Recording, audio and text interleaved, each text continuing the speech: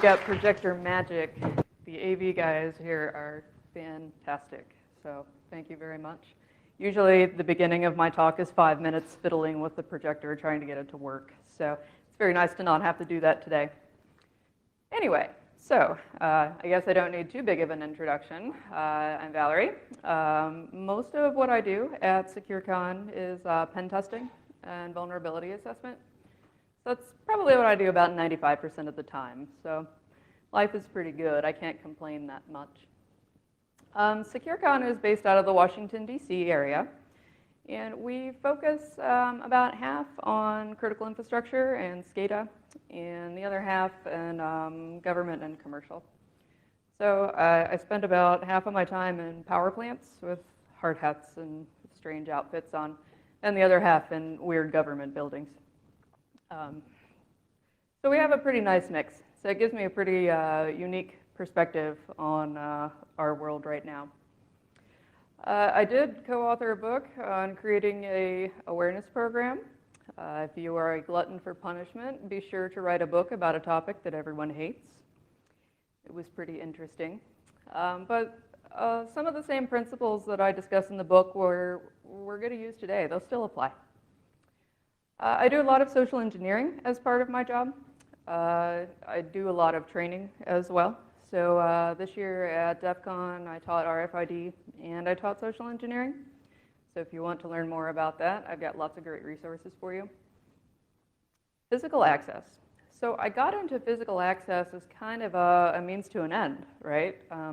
As a pen tester and doing red teams, sometimes our flags are not domain admin.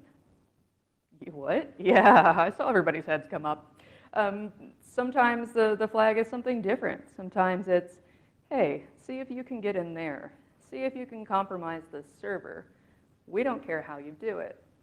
So it's been interesting to see how some of our clients have really evolved in the way that they look at penetration testing, and they're starting to see the big picture here. So I am most definitely not an expert on physical access systems. I label myself as an enthusiast. I learned a lot here and there that I've picked up along the way, and learning more every day. So quick agenda here. We're going to talk about why it is that I chose this topic today. Quick overview. So the topology for physical access systems is a little bit different than what we're used to seeing in IT, so I thought that I'd take some time there.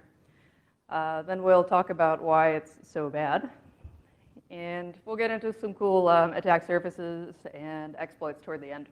And we'll tie it all together, and I'll walk you through one of our recent engagements. So why physical access systems? They're everywhere. Everywhere. Everywhere somebody swipes a card, everywhere somebody scans a key fob, all through the airport. I saw lots of good card readers at the airport today. I'm sure that some of you took the train to get here. EasyLink cards, right? Same principles apply. No, I did not hack the EasyLink card. I've only admired it and contemplated, but I did not bring any equipment with me. A lot of times when I give these talks at non-technical conferences, nobody will come up close to me because they're afraid I'm going to steal their information from their cards.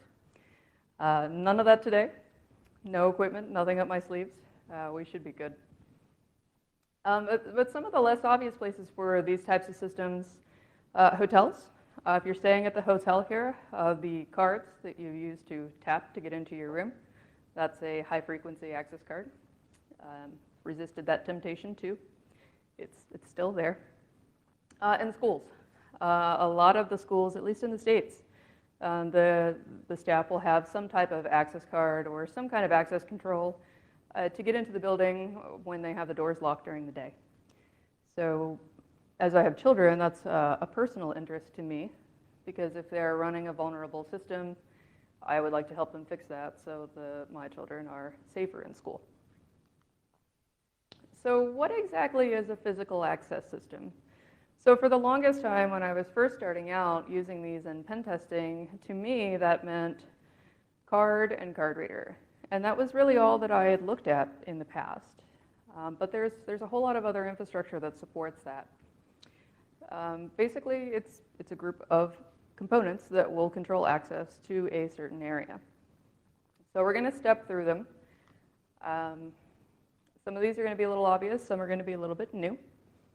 The control point, probably a pretty good one to start with, yes? So this is usually where you have to present a credential. So this could be something like a door or a gate, man traps. I've seen a few of those around here at the train station. When you put your card down to tap your card, your EasyLink card, so that the turnstile opens, that's a access control point. The little thing that you're tapping your card to is called the reader. Pretty obvious there. The card is usually in physical access referred to as a credential. So it doesn't necessarily have to be a card. Some of the credentials look like this, the little tags people could put on their keychains. We use a lot of those in shared office buildings in the States. You have different suites with different folks. A lot of times they'll use those tags, A, because they're cheap, and B, because they're very easy to set up. Unfortunately, they're also very vulnerable, which we'll get into. So the access card itself, you've got two main varieties. We've got low frequency and we've got high frequency. So the low frequency, they operate at 125 kilohertz, and it just holds a small amount of data on there. So that's why you see these ones used a lot in the lower end systems. Most of the key fobs and tags that you have are going to be low frequency. Occasionally there are some high frequency ones, but for the most part, those are going to be low frequency tags. They're unencrypted, so whatever is on there is there for the taking.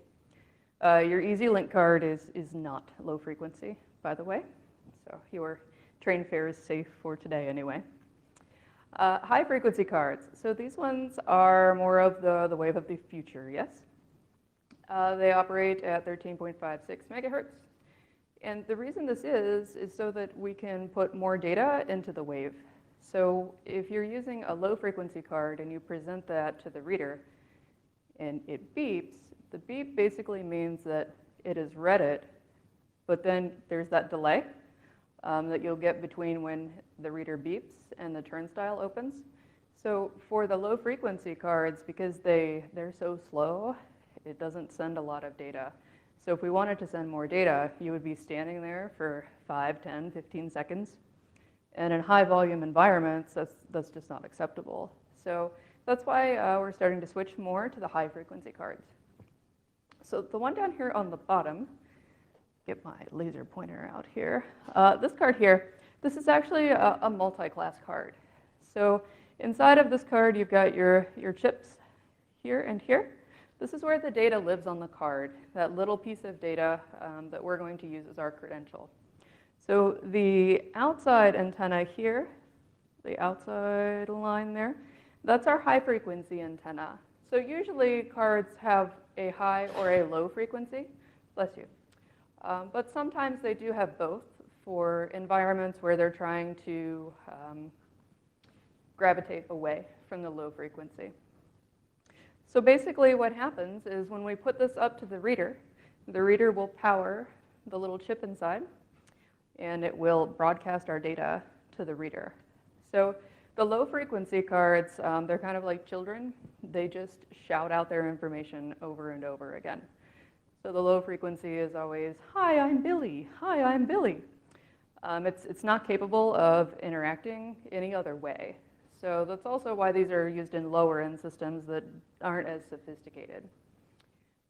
The high frequency cards, they're actually capable of two-way interaction. So that's why you'll see a lot of these used in the airport, for instance, highly controlled areas where they want a little bit of extra security there. But we'll also touch on that a little bit later and kind of lift the veil on how that works.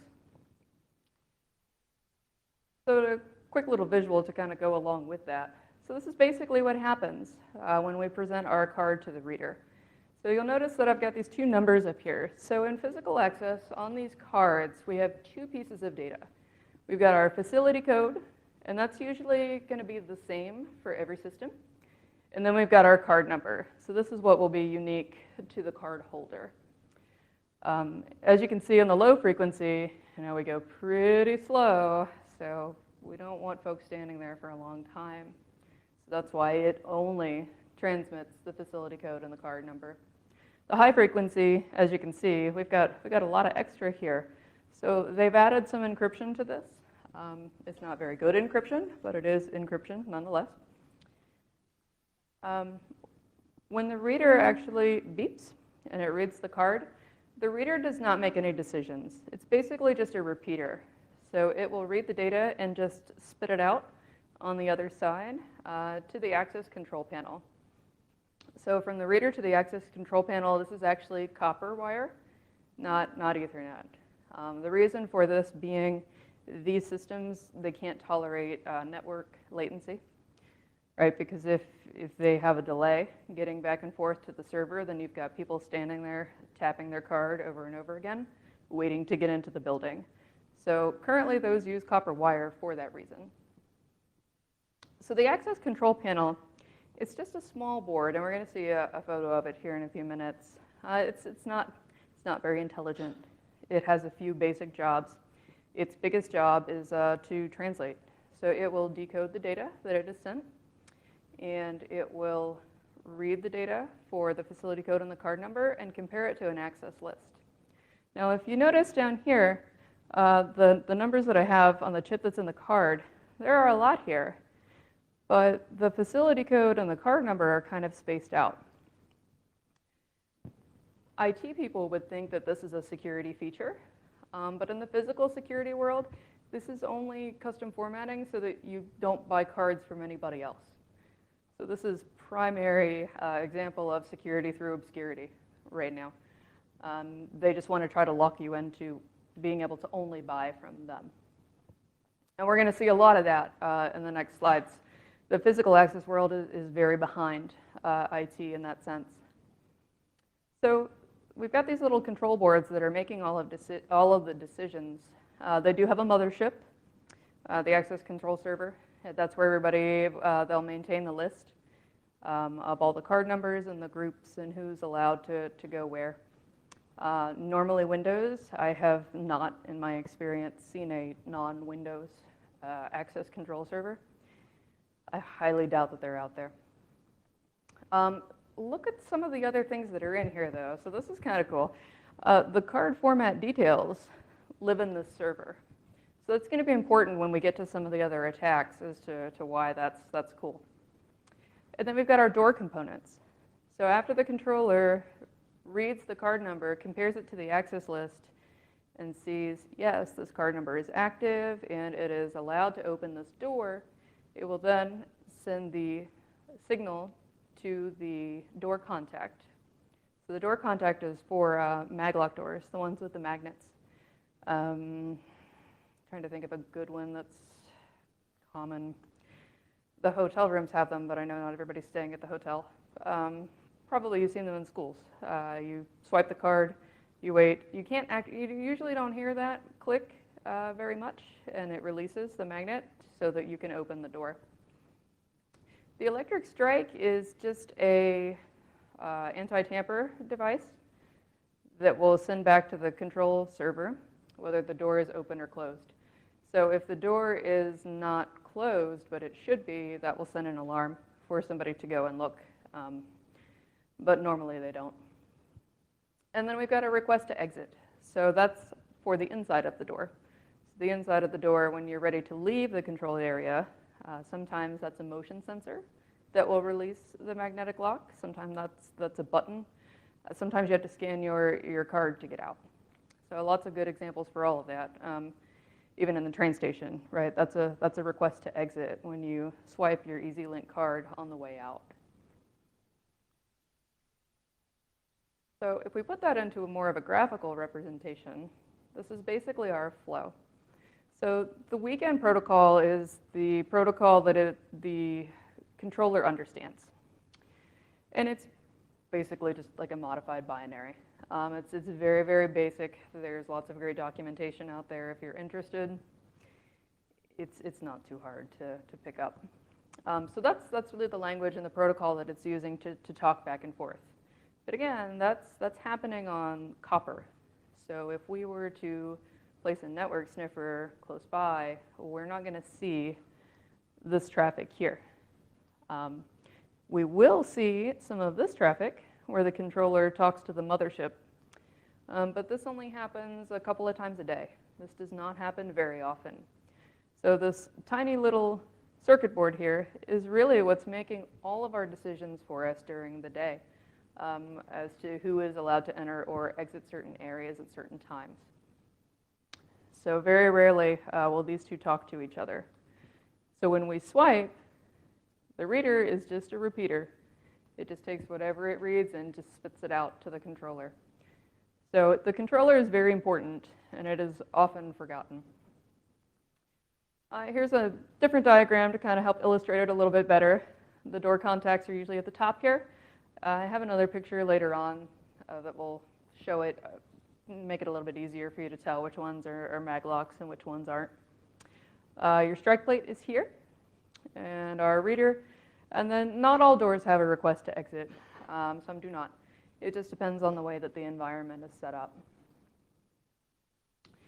So each of these controllers can handle between 1 and 16, give or take, access points. So doors, gates, elevators, whatnot. So in larger environments, you're going to find that these are tiered and that they're structured. A lot of my clients, each floor of the building will have its own controller. So there are lots of little controllers out there that are making the decisions for us. In some of your more mature implementations, we have the main control panel. And the main control panel is the only one that talks to, that talks to our access control server. So if we were, again, looking at network traffic, we wouldn't really see these guys talking to anybody because they speak to each other in the main controller panel on copper. So it's kind of important to understand because as IT people, we automatically think Ethernet and that we can capture that data one way or another. So that will make a big difference in the kinds of attacks that we can do. So the split personality of security. And this one is one of the biggest reasons why we have trouble in the physical access world. Physical security and computer security are responsible for the same things. We're both supposed to be protecting the data that lives in the servers in our environment. But the physical side is undervalued. So if you tell somebody that, oh, I work in cybersecurity, usually you get the, oh, wow, you must be really smart, hacking computers and stuff. But if you tell somebody that you work in physical security, you kind of get the, oh, well, you'll get a better job someday. I mean, that's just temporary, right? But again, we're protecting the same thing. So we definitely need some culture shift here. The controls are designed very differently in the physical access world as well. The controls are pretty much just designed and implemented by an electrical contractor or a vendor, and that's it. There's no security steps involved. So I think you can see where this is going. The gap there is closing. So the more that we rely on these intelligent systems to maintain and control access, the more we need the network and the components to be secure. But nobody really thought about that yet. So the physical access world is they're really about 15 years behind IT. So if you think about the way security was, late 1990s, early 2000s, it's pretty different than what it is today, right? There's no maturity model for these guys. There aren't really responsible disclosure programs for physical security vendors. If they find a vulnerability, most of the time it is not reported.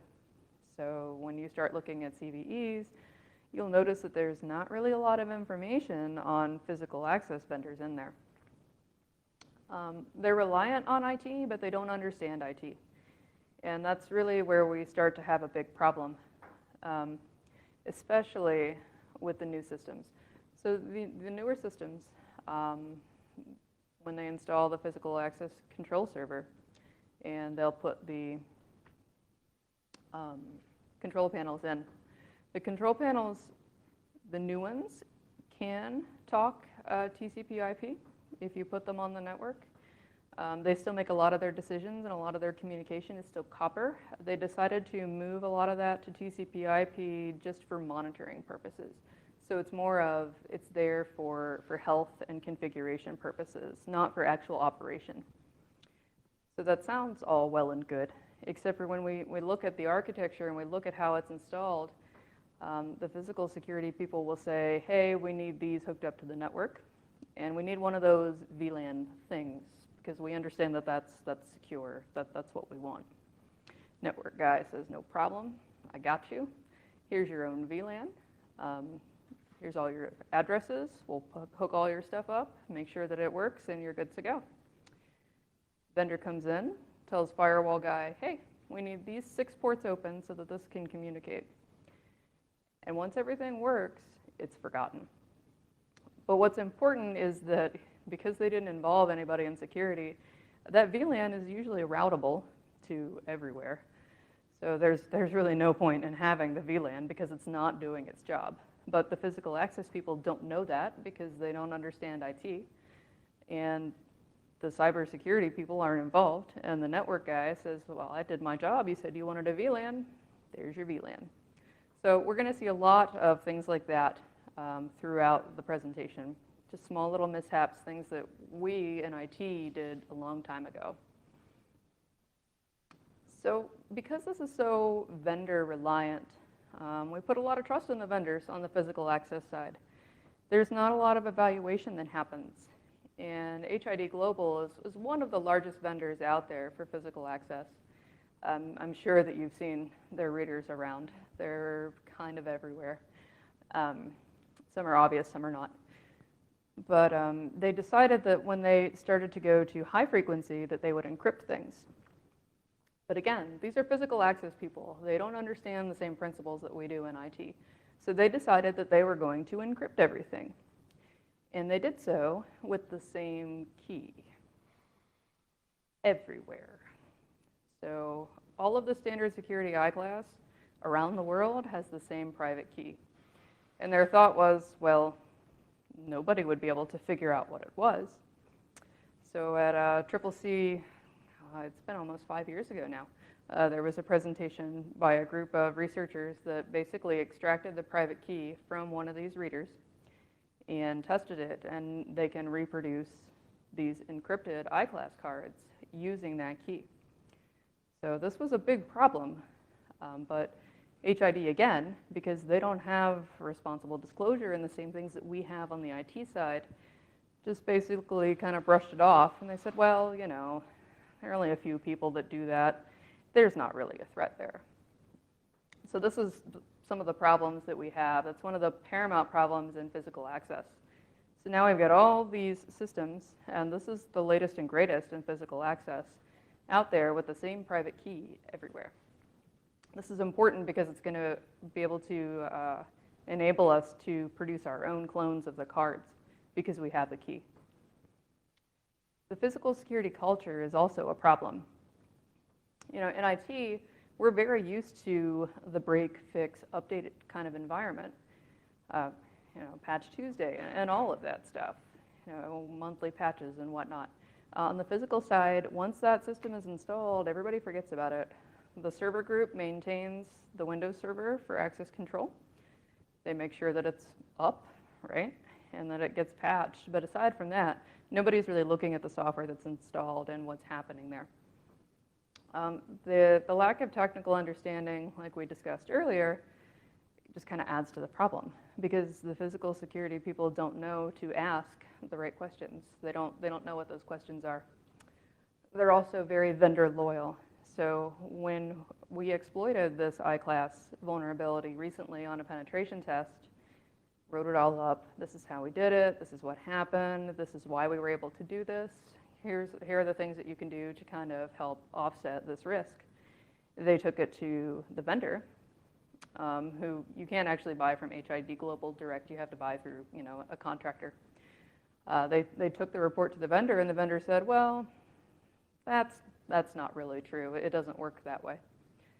And that was good enough for them. Well, the vendor said that's not a problem. and we went to a steak dinner, and life was good. They're very loyal to their vendors, so they don't quite understand the whole independent security researcher yet. Hopefully we can change that. So let's look at some of the attack surfaces. We've got lots of cool things that we can do here. So now that we understand all of the pieces, we can start to look at how they fit together and ways that we can attack them.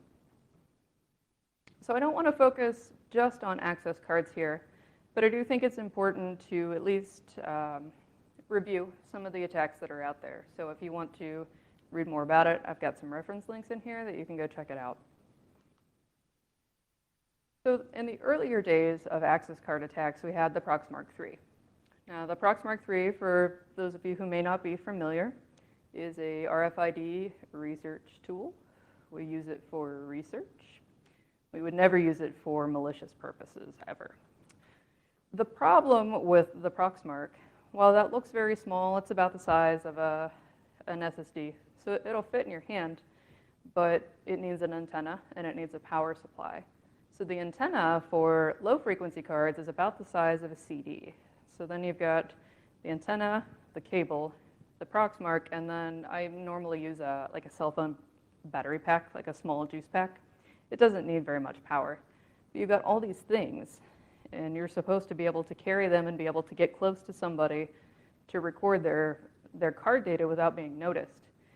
And the read range on the Proxmark III was just a few centimeters. Right? It's very hard to get this close to somebody's access card without making it very awkward. So we looked at some different ways to disguise it. This was my RFID binder of doom, I like to call it. I just took a regular binder from the office supply store and cut open the back part of it so that we could conceal everything inside. So even if somebody were to pick this up and just physically examine it, it would look just like a regular binder. So you got the Proxmark III here at the bottom, and then my little juice pack on this side. And then I've got the antenna here on the other side. So as you can see, it's definitely the size of a CD. So that made it a lot more portable. So when I was walking and I needed to get close to somebody and I could kind of bump them with it. The problem with the binder was the leather was preventing the card from getting power because the Proxmark doesn't output a lot of power. It's just a small device. It's not meant to be used in the field. Plus these cables here came loose a lot, and it would lose all of its data if the cable came loose. So it was not very field friendly. We did start to use the griddits. If you have not used a gridit before, it's designed to hold all of your little odds and ends all together in your bag. It's perfect for the Proxmark because it holds everything in place, so nothing is shifting around. So we didn't have the problem with the cables coming undone. You put the antenna right in the corner, you put this whole thing inside of a laptop sleeve, and then you can be a lot more mobile and less obvious. You can kind of swing it as you're walking and, you know, kind of get close to somebody and accidentally tap them with it, and that's okay. I got lots of reads at Starbucks in the morning with this. But again, you're still limited, just a few centimeters. Pretty awkward. A few years ago, the folks at Bishop Fox really started to take some steps to help us with that. So now we have some cool long-range readers that basically take a working access card reader and modify it so that we can record the data. So it's about 1 foot square and about an inch or so thick. So it's not small, but it is portable. You can put it in a messenger bag or a small backpack or a big lady bag. I usually use the big lady bag and walk around and get your good stuff. You can use it for a few different technologies, but you have to buy a different reader for each one of these. So the readers, they're about $500 or $600 each. So that it gets expensive. So normally we just have one per team instead of everybody having their own. It doesn't quite understand custom card formats though. So if you have a client who uses a different card format for one reason or another, probably because that's what the vendor sold them, because it's secure, sometimes it confuses the long-range reader. 90% of the time it does the job though. So basically it takes the Wiegand output that we discussed earlier from the reader, Puts it through here in our little PCB board, writes all of the contents to the micro SD into a flat text file. And it will just read and record, read and record. So the Bishop Fox design used a lot of AA batteries. And this would only power it for a few hours, and then the batteries would die. So that got pretty expensive and kind of annoying because it's a lot, 12 batteries to change all the time. But it did do the job. So instead of having to worry about juggling the Proxmark III, if we walked around at lunchtime, we would have a really nice output file that had the bit count of the card, its hex value, what its facility code was, and its card number. And then if you want the binary, it's there, but this is all the information that it had decoded from the binary. So that saves a lot of time, right? Now I have the two pieces of information that I need. I can use the Proxmark in my hotel room to write the cards, the copies of the cards. So it saves a lot of time, saves a lot of effort. The read range on this is about 3 feet. So that's pretty far. You can get a lot of card reads without getting all awkward. So it was worth every last penny that I spent on this. So some other folks decided to take that design and run with it to try to improve it a little bit. And they started using a lot of the new Arduino pieces. So it does the same thing, Ravenhead, basically. They just don't mount it quite the same. This is a low frequency reader that they're showing here, so you can actually fit everything inside of it and put its cover back on, except for that battery there on the outside. So the battery pack replaces the 12 AA batteries that you're always having to change. If you're interested in making one of these for yourself, I recommend this power bank. This is what I use in ours. It's got to have a 12-volt output though, and that will power the device for 6+ hours. And really, the read range is so good, you don't really need 6+ hours to get what you're after. So those are some RFID-based attacks. But again, physical access is kind of behind the curve on a lot of this stuff. So if we go low tech, they actually put the card number on most of the cards. So it's kind of like writing your password on your badge and leaving it there and never changing it. So that's kind of interesting. So this opens up a lot of different avenues for social engineering. Sometimes we just do phone calls and impersonate security employees and get the employee to read us the numbers off of the back. So the numbers on the back here, the smaller 5-digit one here, this is the card number. This here is the order tracking number. So this is so their supplier can look up their card information in case they need to know what to order. So if you really want to do some social engineering on the vendor, you can try, but I haven't had to. There's always an easier way. But this only gets us 50% of the way, right? We only have the card number. We don't have the facility code yet. But that's okay, because they also print it on the label that goes on the box. Why? I'm not exactly sure. You can buy these on eBay, by the way. So another social engineering opportunity that we like to use, we find out their supplier for their access cards and call and ask them what the next range is that they need based on the last range. And we want to verify their information. So we have found that in a lot of social engineering attacks, it's much easier to provide misinformation to get your target to correct you instead of just flat out asking. So if I call and I tell them, I'm working on your next order, I have card number 3155, last in your sequence with facility code 12. And I know that 12 isn't right. Usually they'll just correct me.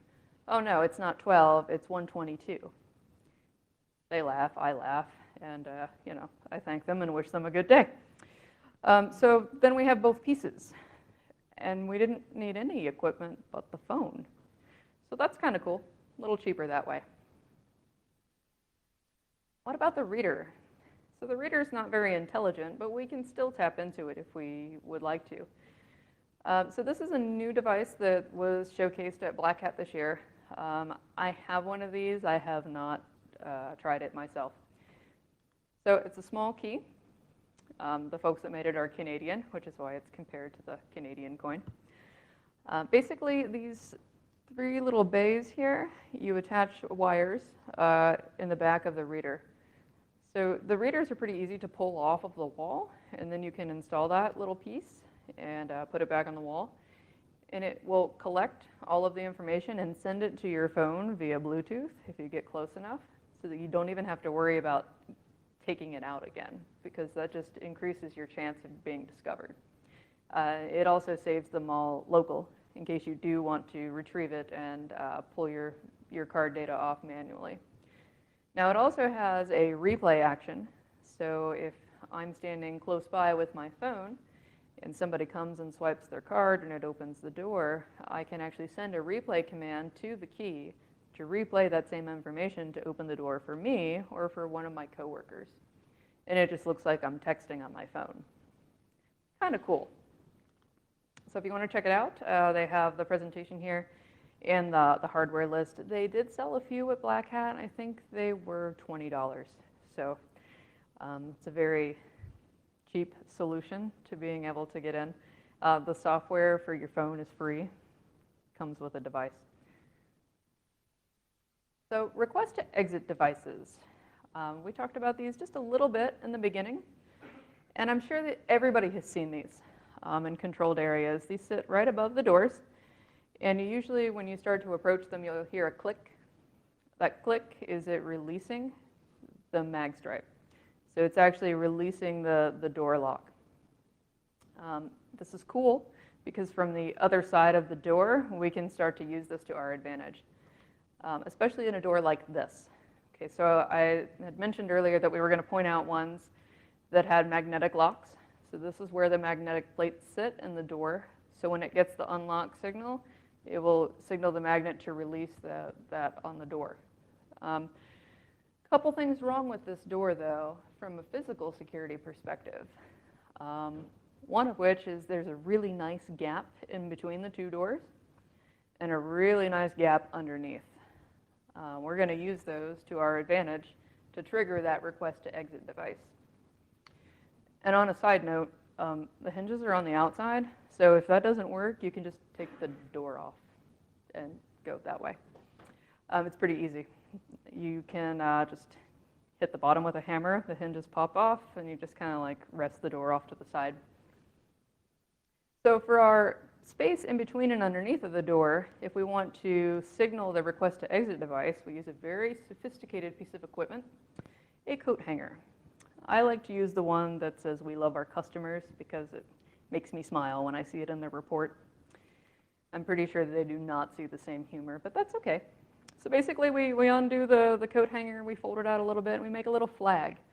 And we slide the coat hanger between the space in the doors, and we just wave it around enough to activate that request to exit device. And you'll know that it's released because you'll hear a big ka-chunk from the click from where it's releasing the door.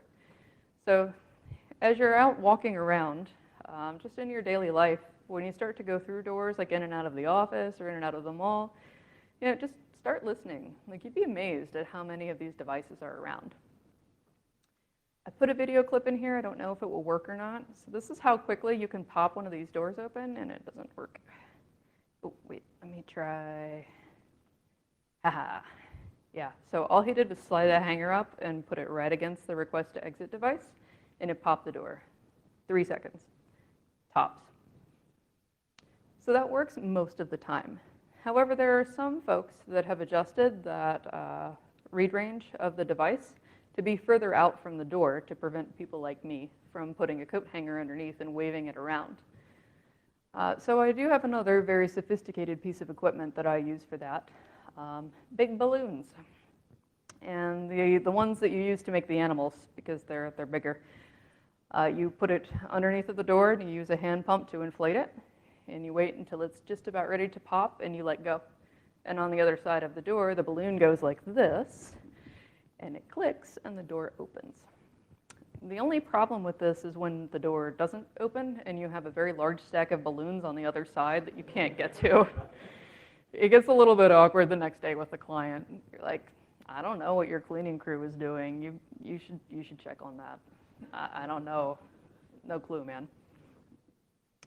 So request to exit is cool. A lot of these new systems have a lot of nice features. We had a client that put these doors in their data center. They were very proud of these doors. They basically work like the ones at the grocery store.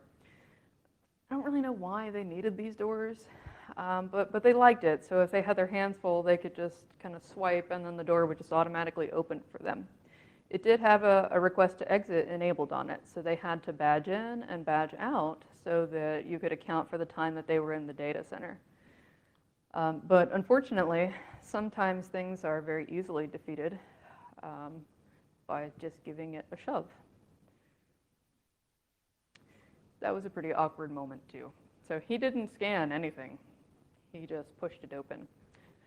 So fire regulation in the States requires that that door be able to freely open in case of a fire alarm.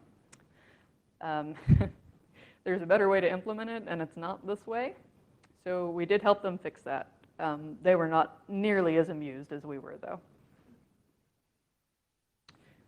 Back to the control panel. So remember in the earlier slides, I kept highlighting that tiny little circuit board. It's so important, and nobody thinks about it once it works anymore. Some of our environments that we go into, there are 10 to 20, sometimes 30 of these devices in their environment for all of the buildings. So not just the campus that we're on. It will also control the building doors for other cities. So it's kind of cool. That's always a fun demo. If we get into their system, we can open the door in Michigan when we're sitting in Washington, D.C. Kind of neat. So the controllers, because they have started putting the Ethernet connection on them for health monitoring reasons and diagnostic reasons, are reachable 99% of the time from the general IP space. Back to that VLAN problem. Tiny things that we have learned over the years in IT that physical access has not. So it's pretty easy to find them once you understand what exactly it is that you're looking for. They don't look very exciting when you get the scan results back, though. So they're not very intelligent. They have tiny little web servers. Sometimes there's an FTP server on there. Some of the vendors have SNMP open. I'm talking like public-private string. I don't normally mess with that too much because it's pretty easy to send the device into a reboot loop, and I don't want to change their string, so we just encourage them to disable that because they don't need it. They don't even know what SNMP is. They don't need it enabled. Anonymous FTP, this one's my favorite. So you can just anonymous FTP to the device and start looking around. And most of the time when you do that, you'll find passwords for the controller and for some of the other systems, like for the server. We'll look at one here in just a minute. The devices, again, though, they're single board computers. They don't even really have a full TCP/IP stack, I don't think. They're very fragile. So I'm talking like Nmap and Nessus, like sometimes can knock them over. So if you're going to look at some of these, just be kind of gentle with it. You can port scan it, but slow it down. Usually you'll see a web server that's open on there, and it will only work in Internet Explorer. Not very often I endorse Internet Explorer, but this is one of the instances where you need it. So that usually requires firing up the Windows VM to check it out. But this is how they're missed on a lot of pen tests, because when you run the script to take the screenshot of the page as it's checking each web page in your results, you just get a blank screen. So that's one way that you can tell pretty quickly that there's probably something more here. Don't change the settings on it. They're very fragile, and they'll have to have the vendor come in, and they may not be able to fix it. And some of the controllers are very expensive, in the range of $10,000 plus. So we really don't want to break those. If you're going to look for these on the network, some common ports they have open, like I mentioned before, FTP, they've got port 80 open usually, Telnet, sometimes, Telnet, yeah. 9999, that's a big one. And if you Telnet to 9999, it will just dump you into the configuration menu. It doesn't ask you for a password, it just assumes that you belong there. and we'll just drop you right into where you need to be. It's fantastic. But what can they tell us? Well, remember what they hold. They're basically the bouncer at the door, right? You're not on the list, you can't come in. You're on the list, you can't come in. You're on the list, but you're only allowed to come in between 8 and 5 during the day, so you can't come in right now. So they have a lot of data that we could use if we wanted to make our own, if we wanted to write our own cards at that point. So if I'm in a test where we don't compromise the physical access server, but we get access to some of these door controllers, that's fine. It's full of badge numbers. We can just make valid badges all day long. That's okay. Here's one of the sample configurations from one of the less intelligent door controllers. I know that you probably can't see that very well from the audience, but it's got allow telnet connections. Trust everybody because we're very trusting. It sends its configuration to a backup server every day via FTP. So at the bottom here, you'll see FTP login, username is backup, and FTP password is blank.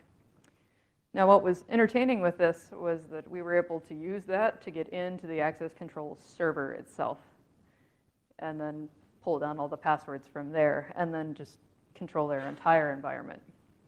Kind of a problem.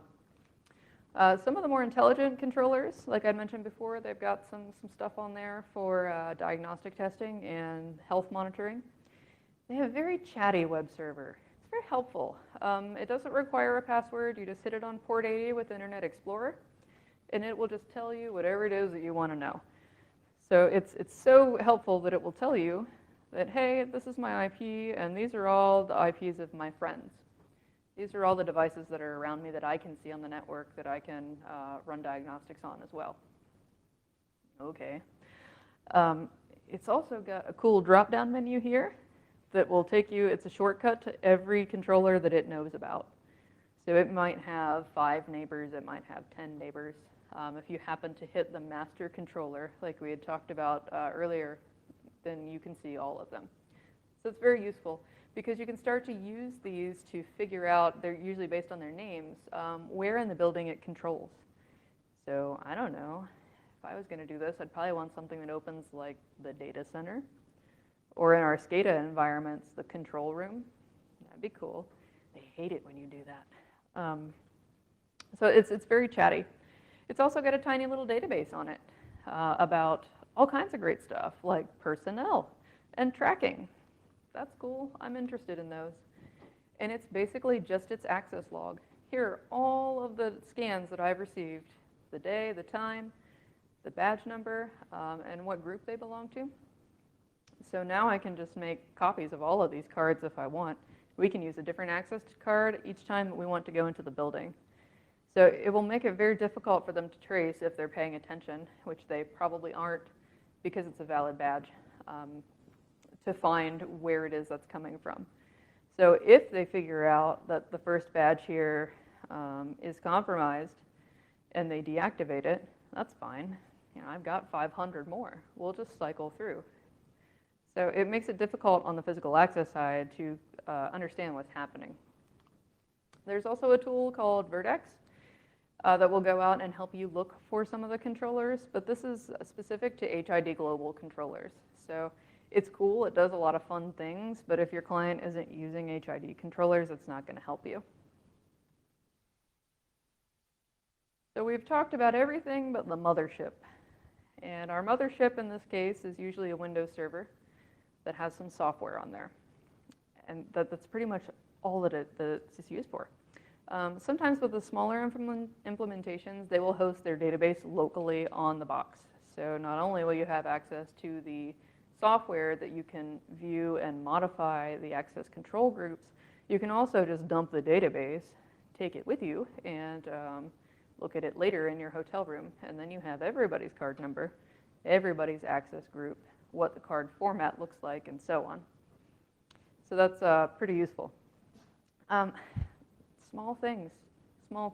It's usually named something in DNS like Secure 9000, which is the name of the software that they use for access control. Little common sense things that give it away. So sometimes it's not nearly as hard to find it as you might think. Some of the keywords, like if you're parsing through Nessus results or you're looking through some in-map stuff, here's some of the big ones. Nice list in there for you. You can look for the rest. Sometimes you don't have to try to locate these on the network. We all know Shodan, right? You can just find it on the internet. Why worry about trying to get internal access somewhere if I can just get it from the outside? That's cool. I'm kind of lazy when it comes to pen testing. So if I can find something like this and not have to worry about getting internal access and compromising another host and using it as a jump box, I won't, because I don't need to. So some of the keywords that I've got here, those are fun to search for in Shodan. Just be polite, okay? Because they're going to have a bad day eventually. Other resources. So physical security people, again, they don't think like IT people. So their SharePoint sites and email and whatnot will be full of valid card numbers, dates, card formats, all of the stuff that you need.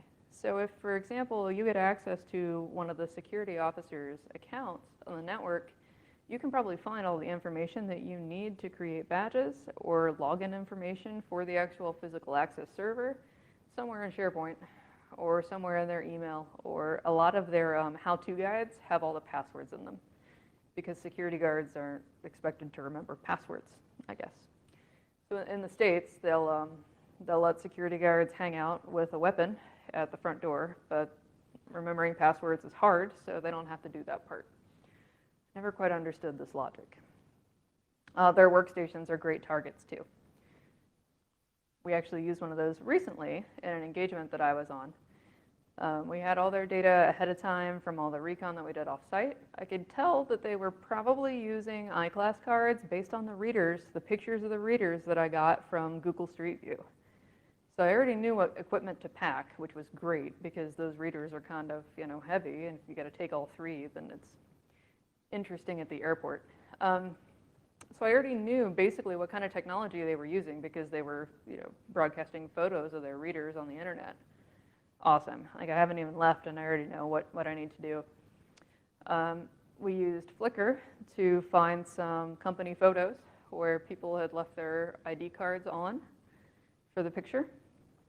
So we have one of these printers at the office here. You can buy these on eBay for a few $100s. Pretty good. So this will basically just print on top of the access card.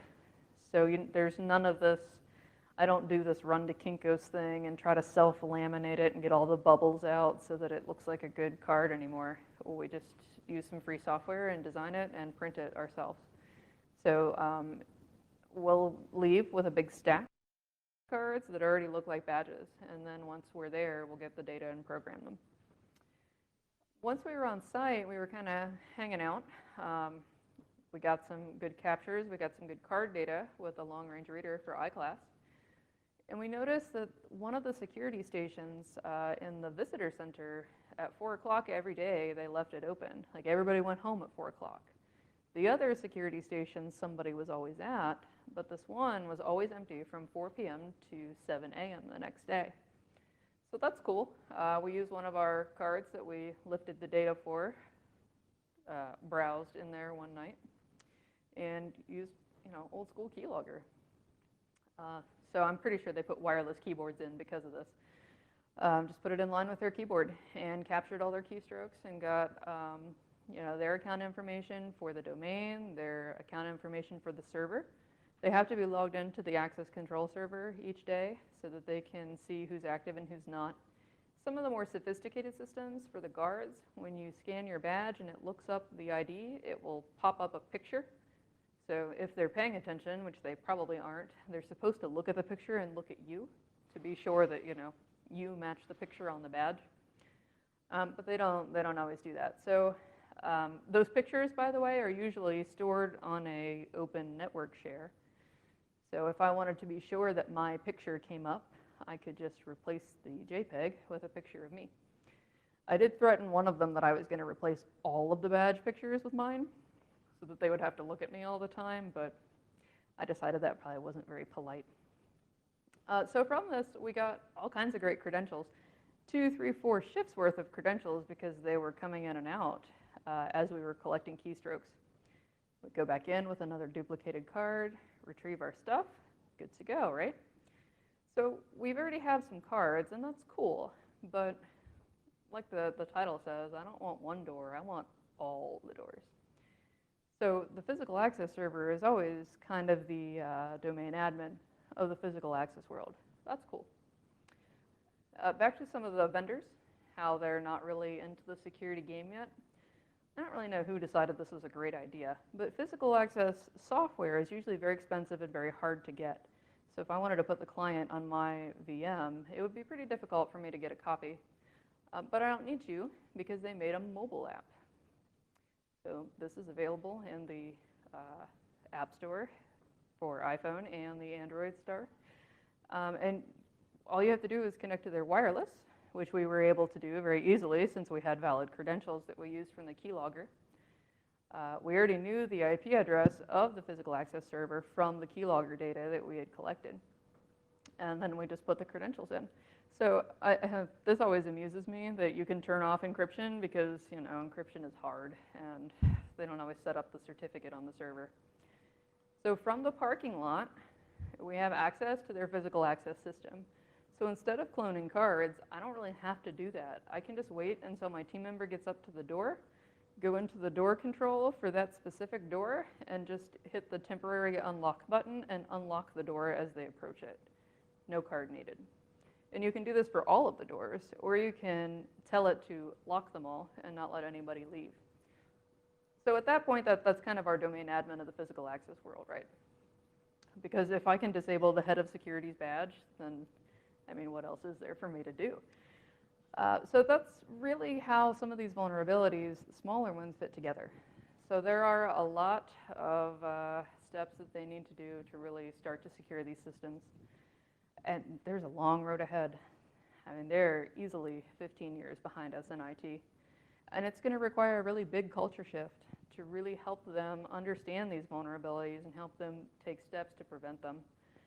A lot of this is preventable.